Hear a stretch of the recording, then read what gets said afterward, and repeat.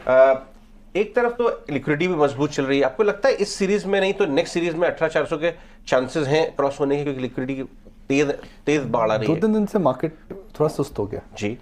और अगर आपने 4 छक्के मारे एक ओवर के अंदर तो उसके बाद है कि 2 डॉट बॉल हो सकती हैं, मगर इसका मतलब नहीं है कि प्लेयर आउट हो गया। तो ये 2 डॉट बॉल वाला समय है।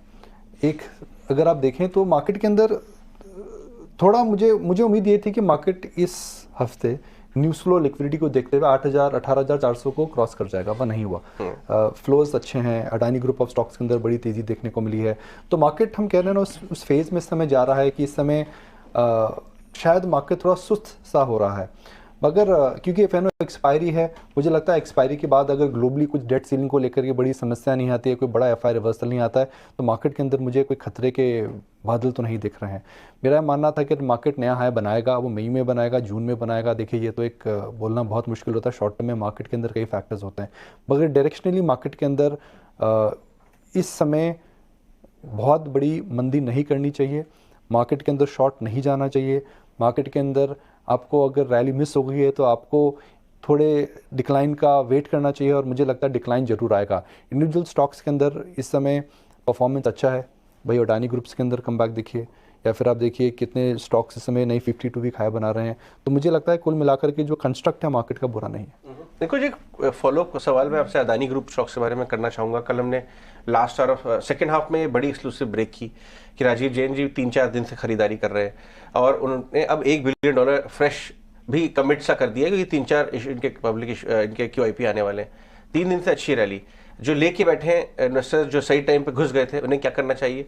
क्या ये सही समय है वापस से फ्रेश पोजीशन लेने के लिए अदानी ग्रुप में? कोई राय? देखिए अडानी ग्रुप में दो तरह की आपको राय बनानी पड़ेगी। ट्रेडर को क्या करना चाहिए और इन्वेस्टर को क्या करना चाहिए। जो ट्रेडिंग होती है मोमेंटम और टेक्निकल्स होती है। मोमेंटम और टेक्निकल्स जो थे बॉम्ब्ड आउट थे, और इस समय मोमेंटम और टेक्निकल जो अडानी ग्रुप के स्टॉक्स हैं वो आपको दिखा रहे हैं कि मार्केट के अंदर जो मोमेंटम है वो रीडिस्कवर हुआ है।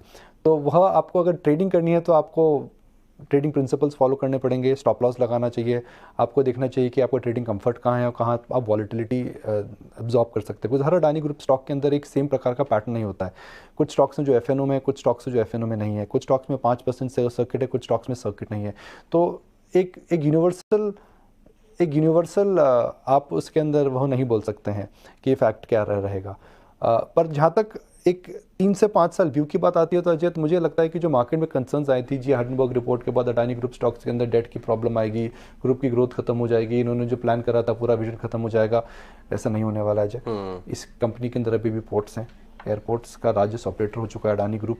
अगर आप देखें पावर ट्रांसमिशन में पड़ा है, ग्लोबल एसेट्स हैं इनके पास, ग्रीन हाइड्रोजन में बढ़ रहे हैं। तो 3 से 5 साल के जो फ्यूचर रेडी बिजनेसेस हैं उनके अंदर इनका प्रेजेंस है। और इंडिया का तो इंफ्रास्ट्रक्चर सेक्टर है, इसके अंदर एक मूल तौर पर, फंडामेंटल तौर पर इसके अंदर हमने देखा है कि कई चेंजेस हुए हैं।